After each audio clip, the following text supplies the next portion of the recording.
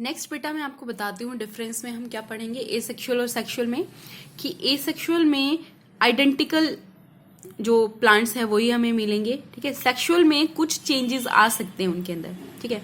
जैसे कि जब ये फ्यूजन करेंगे तो उस दौरान गैमेट्स का जब मिलना होगा तो उस दौरान इनमें छोटे छोटे स्मॉल स्मॉल चेंजेस आ जाएंगे, जिसकी वजह से जो प्लांट्स है उनकी हाइट चेंज हो सकती है, फ्लावर्स का कलर चेंज हो सकता है, ठीक है।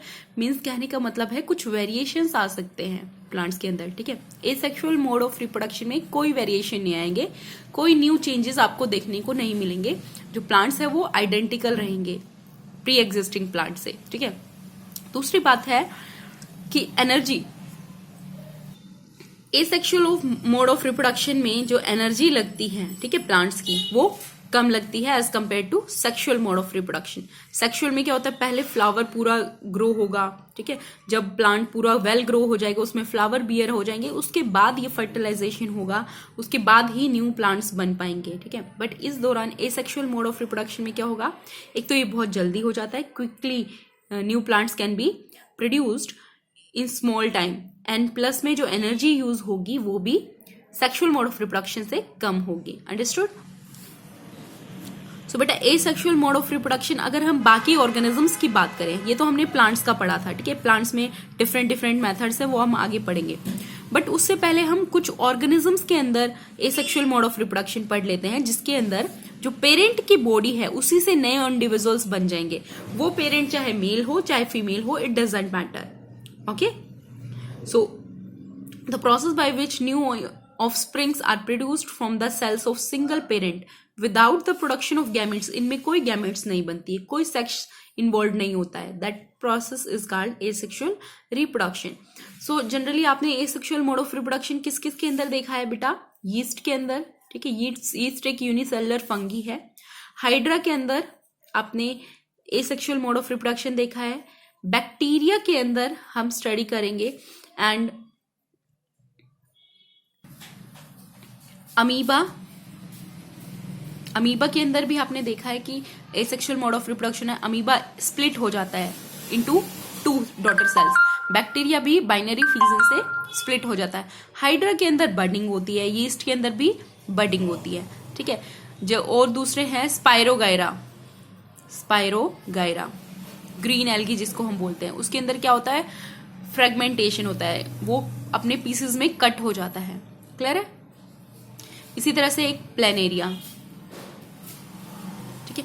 प्लाज्मोडियम क्या है, मलेरियल पैरासाइट भी जिसको बोलते हैं, जिसकी वजह से मलेरिया होता है। इन सभी के अंदर आप देखेंगे कि एसेक्सुअल मोड ऑफ रिप्रोडक्शन हो जाएगा। अब एसेक्सुअल मोड ऑफ रिप्रोडक्शन के बहुत टाइप्स होते हैं, ठीक है। उनमें से क्या क्या है भैया, फर्स्ट वन आ गया फीजन में बाइनरी फीजन हो सकता है, मतलब जिसमें दो सेल में डिवाइड हो जाए, ठीक है। मल्टीपल फीजन हो सकता है, जिसमें एक जो सेल है वो मल्टीपल टाइम डिवाइड हो जाए। दूसरा बडिंग आ गया, ठीक है। Number 3 is fragmentation. Number 4 is regeneration. Number 5 is बेटा spore formation. Okay, spore formation आप लोगों ने कहाँ पे देखा है, जनरली जो ब्रेड होता है, ठीक है। ब्रेड के अंदर जो फंगी लग जाती है, उसको ऑप्टिमम टेम्परेचर मिल जाता है, थोड़ी ह्यूमिडिटी मिल जाती है, थोड़ी वाटर मॉइस्चर मिल जाता है, जिसकी वजह से ये जो फंगस है ये ग्रो हो जाती है, ठीक है। ब्रेड मोल्ड को हम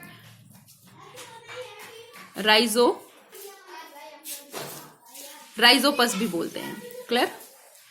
सो as you can see this is a yeast cell, ठीक है। Parent yeast is a single unicellular fungi जिसके अंदर एक न्यूक्लियस है। सबसे पहले क्या होगा, इसके अंदर से पेरेंट की बॉडी में से बड निकल आएगी। As you can see this is the bud emerging from the parent cell.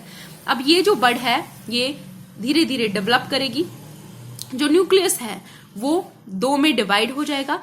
एक न्यूक्लियस इस वाले पोर्शन के अंदर एनग्लोज हो जाएगा, ठीक है। आफ्टर दैट क्या हो जाएगा, जब ये बर्ड, ठीक है, ये वेल ग्रोन हो जाएगी, मैच्योर हो जाएगी, it will detach from the parent, ये पेरेंट से अलग हो जाएगी, and it will start existing as a new individual, और एक नए इंडिविजुअल की तरह, नए यीस्ट की तरह एग्जिस्ट करेगी। ठीक है, इस केस में क्या हुआ, पेरेंट भी जिंदा है और डॉटर सेल भी जिंदा है।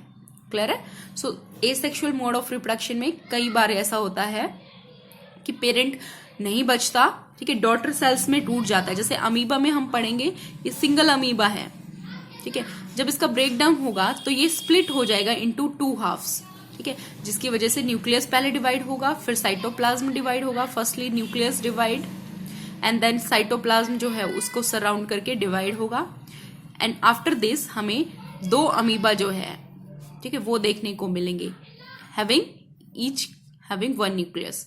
सो इसके अंदर क्या होगा, पेरेंट सर्वाइव नहीं कर रहा, पेरेंट की बॉडी से 2 डॉटर सेल बन गए, मींस 2 अमीबा बन गए। क्लियर है? इसके अंदर पेरेंट भी एग्जिस्ट कर रहा है और डॉटर सेल भी एग्जिस्ट कर रही है। This is budding, this is fission. Okay.